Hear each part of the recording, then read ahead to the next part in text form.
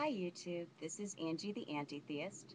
This is Adam and Eve, the Allegorical Figures. This is part 2 in my Adam and Eve series. The link for part 1 is here. Now, a lot of Christians have come to accept that Adam and Eve isn't a historical account for the origin of our species. Maybe it's because men and women have the same number of ribs, or because the earth is really old, or because, ew, incest, we all came from only two people? That's gross. So let's talk about Adam and Eve as an allegory, as representations of something that really happened. Because if Adam and Eve isn't a true story, it becomes much harder to achieve the goal of the Adam and Eve story, which is explaining the fall, explaining the origin of disease, death, disability, starvation, virus, cancers, and birth defects. I mean, if Adam and Eve were real and they ate the fruit and it was bad because God said so, not for any moral reason, well, it might be a bad explanation, but the fall is explained. But if it's just an allegory, it's much harder to explain the origin of original sin and the problem of pain.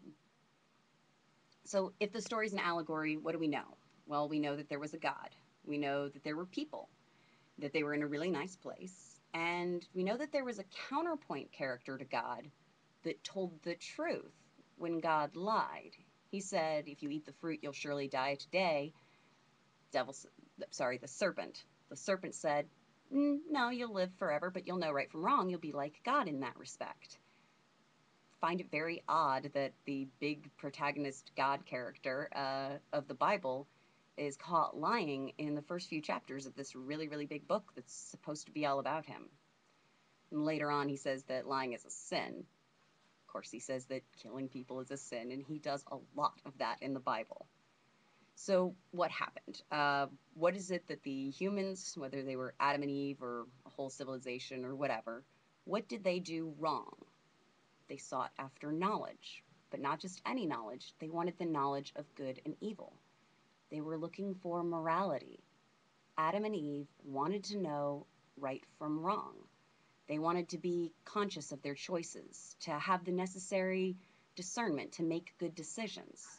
Or they were just really curious because, hello, big tree, and God says, don't eat that one. Of course it's going to be the most appealing. That's just human curiosity, which, if you're a Christian, you believe God gave us.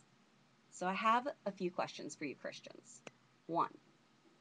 Why do you think that your God is the arbiter of morality when his original plan involved us never learning morality and never knowing right from wrong?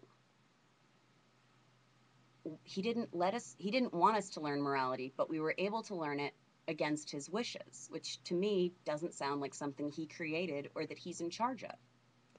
Question 2. Do you believe that it is moral to punish people for something they didn't know was wrong? I'm not asking about what's legal or illegal in different criminal codes. I'm asking if it is moral to bring death, disease, suffering, starvation, infant and maternal mortality, viruses, cancer, amputation, blindness, deafness, mental illness, and mental retardation into the world because a couple of people wanted to learn right from wrong. Instead of just blind obedience, they wanted morality. Is that a moral punishment? Should punishment even be given for trying to learn right from wrong?